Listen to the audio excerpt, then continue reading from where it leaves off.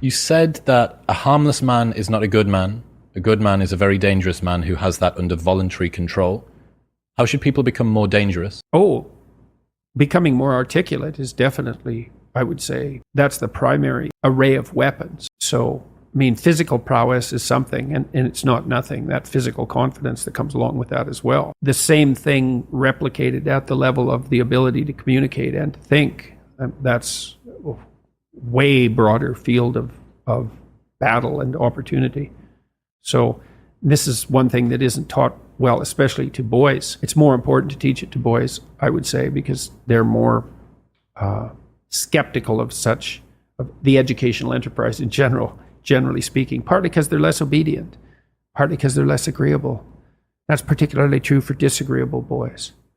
And agreeable boys get higher grades independent of their IQ and their academic achievement because they're easier to deal with. So what do you tell disagreeable boys? There's nothing that makes you more formidable than verbal competence, than being able to articulate, be able to think, to marshal your arguments, right? It's a battlefield metaphor. To get everything in order, get all your information straight, to marshal your forces.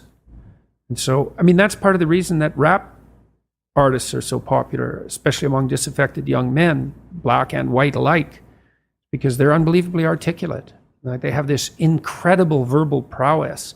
It's unbelievably attractive, and it's associated with genuine artistic and redemptive activity, often focusing on something that's approximately the voice of the underclass, let's say, but a powerful voice, right? And it's interesting to see how many young white guys identify with that. Still, if you're a young man, you still feel alienated from your place as rightful heir of the proper kingdom. I mean, that's an existential truism for everyone, particularly for every young man, because he is an outsider in many ways. He's young and juvenile and not very highly valued, and then is in some sense hurt by the inadequacies of the current king, the current culture, and is easily turned against it because of that. And that's the machinations of the evil uncle. That's the King Arthur story. That's the story of Horus and Osiris. It's an ancient story.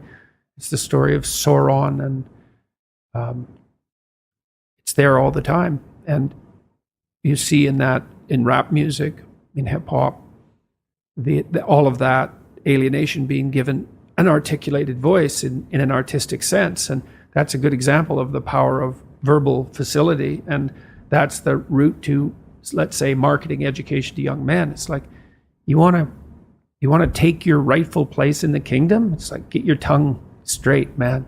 Get it under control in the highest possible sense. We went to a comedy club, Tammy and I, in New York, the Comedy Cellar. It's a great comedy club. And the last comic was an English guy, and he was not particularly physically prepossessing, and he made a lot of jokes about that, and it was quite funny. And then he divided the audience into 5 sections, and he asked each section to toss up a topic, just to yell out a topic. And they were like random topics like the Kennedy assassination and electric lighting before 1890. Those were 2 of the topics, and the other 3 were just as diverse. And then he put on some beats, and he did about an 8-minute rap. With every verse rhymed, and he tied the whole thing together at the end and ended at the end of the music, all spontaneously. It was unbelievable.